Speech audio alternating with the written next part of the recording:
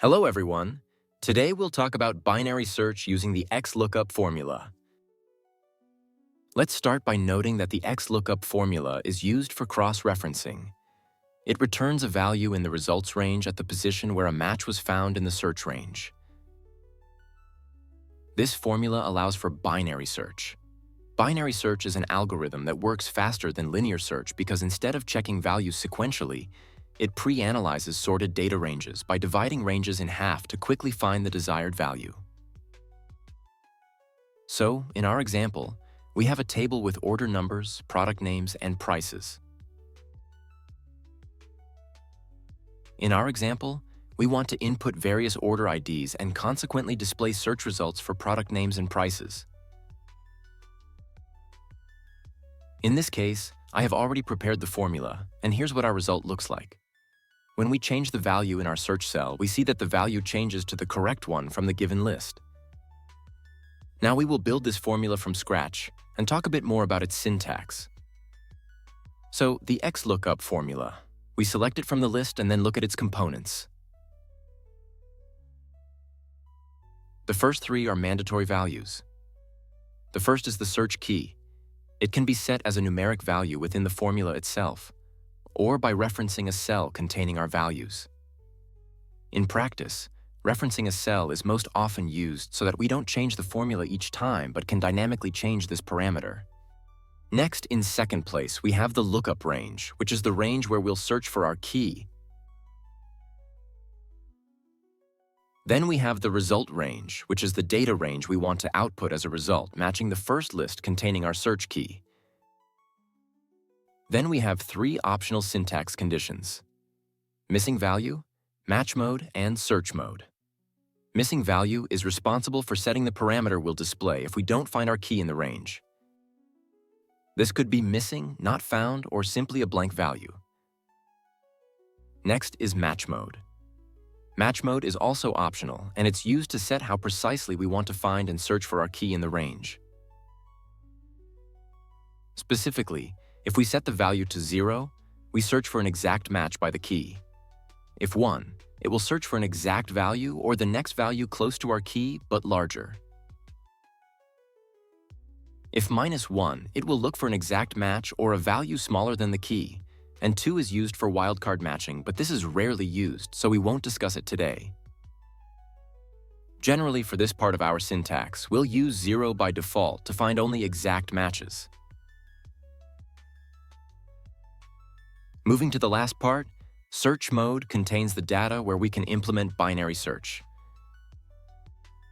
If we choose one for our search, it will be a standard linear search, differing only in that the search will proceed from smaller to larger, from the first row to the last. If -1, it will be in the reverse order from the last to the first. Then we move to binary search. I will repeatedly emphasize that it only works with sorted data. In this case, if our data is sorted from smaller to larger, we choose the number 2 to perform our binary search from smaller to larger. If the values are sorted from larger to smaller, then we use -2. I recommend reading the information about this formula again before using it, and now we'll look at how to set it up in practice. First, we set a reference to a cell or a value. In this case, we have a reference to a cell containing our search key. Then we choose the data range where we'll search for our key. After that, we select the result range to output if there's a match for the given key in the given row. Then we choose the value to display if our key is not found in our list.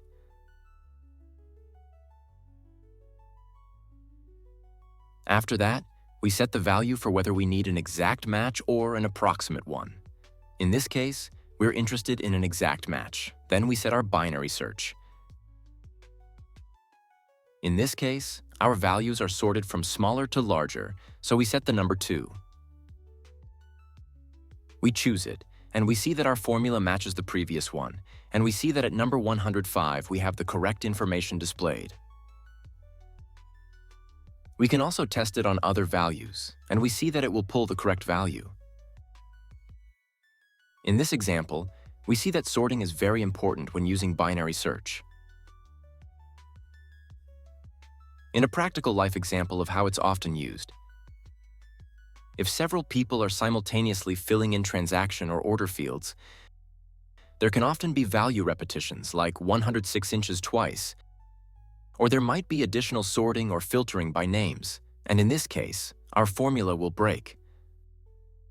For example, if a filter is applied, and one of our users or we ourselves come to filter by product, our order ID column stops being sorted, and consequently, our formula does not work correctly. How can we ensure that our formula always works, without changing our values, and still be able to use them in a way that's convenient for us, such as adding values out of order for our orders and also using filters? To do this, we can use the query function, which creates an intermediate buffer that will always sort the values by the first column, where our key is located. Let's create a query function. We select the data range we want to output. Then we set a query. Using select, we choose all data from the table. We then add a small check to prevent pulling empty values. For example, ensuring the first column has no blank values.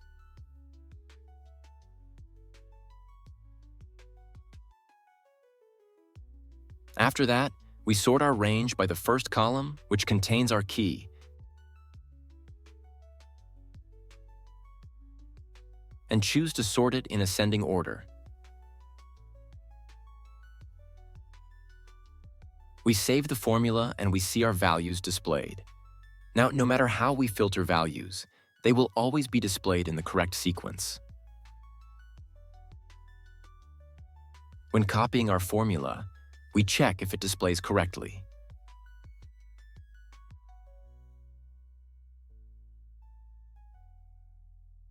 We can adjust it if needed. When copying our formula, we see that our data is displayed correctly again. Consequently, no matter how we influence our child table, nothing changes in our search. Accordingly, the search is displayed correctly.